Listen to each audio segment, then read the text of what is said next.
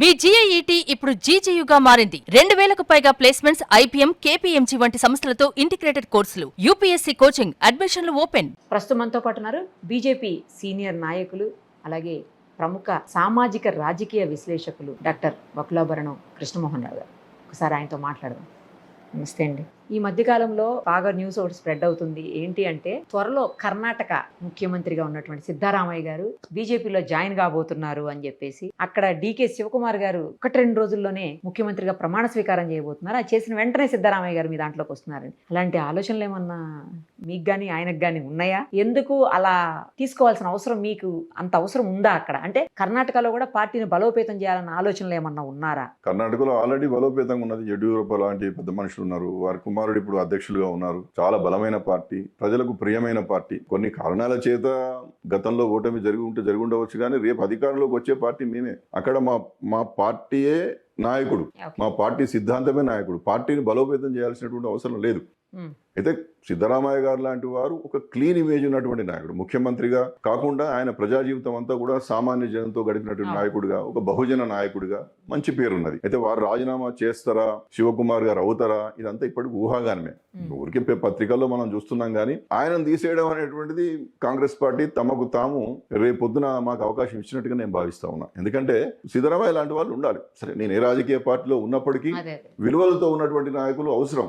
మీరు చూడండి, ఇవాళ అచ్యుతానందన్ గారికి అవార్డు ఇవ్వడం జరిగింది, పద్మభూషణ్ లాంటి అవార్డ్స్ ఇవ్వడం జరిగింది. ములాయం సింగ్ యాదవ్ గారు లాంటికి పద్మభూషణ్ ఇచ్చారు. అంటే రాజకీయాల్లో విలువలు అనేటువంటివి నరేంద్ర మోడీ గారు మొదటి నుంచి కూడా తీసుకొస్తున్నారు. చాలా మంది ఇవాళ కర్పూరి ఠాగూర్ గారికి అవార్డు ఇవ్వడం జరిగింది. అంటే భారతదేశంలో అత్యున్నతమైనటువంటి పురస్కారాలు ఒక CPM, ఒక CPI, ఒక సమాజ్వాదీ పార్టీ రోజు పొట్లాడతాం వారితో. కానీ విలువలతో కూడినటువంటి నాయకులకు భారత అత్యున్నత పురస్కారాలు ఇచ్చేటటువంటి ఒక సంస్కారయుతమైనటువంటి పార్టీ భారతీయ జనతా పార్టీ. కాబట్టి ఆ యొక్క లక్ష్యం కోసం పనిచేస్తున్నటువంటి పార్టీగా ముందుకెళ్తామే తప్ప మా పార్టీలో ఎవరు కలుస్తారు, వారితోనే మా పార్టీ నిర్మాణం జరుగుతుంది లేదు.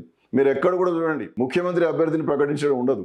పార్టీ ఎన్నికల్లో గెలిచిన తర్వాత ముఖ్యమంత్రిని పార్టీ నిర్ణయం చేస్తుంది. అక్కడ ఉన్నటువంటి శాసనసభ్యులు నిర్ణయం చేసుకుంటారు. కాబట్టి ఇవాళ ఉన్నటువంటి రాజకీయపరమైనటువంటి సమీకరణాలు ఉన్నాయి.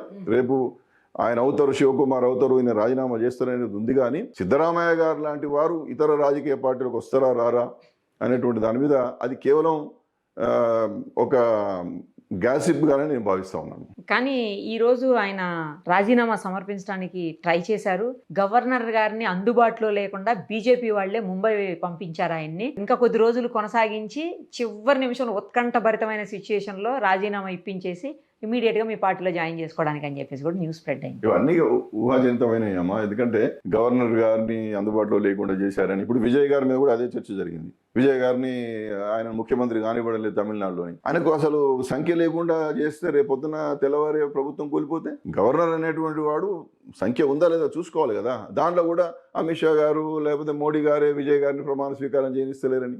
ఇప్పుడు ఎవరికి స్వేచ్ఛ వారిది. ఇక్కడ ఉన్నటువంటి తమిళసై గారు అనేక సందర్భాల్లో ఏ విధంగా వ్యవహరించి మీరు చూశారు కదా. ఇవాళ ఇక్కడ ఉన్నటువంటి ఇప్పుడు ఉన్నటువంటి గవర్నర్ గారు కూడా, గతంలో ఉన్న గవర్నర్ గారు కూడా వారికి రాజ్యాంగబద్ధంగా ఉన్నటువంటి విచక్షణాధికారాలతో వ్యవహరిస్తూ ఉంటారు గవర్నరు.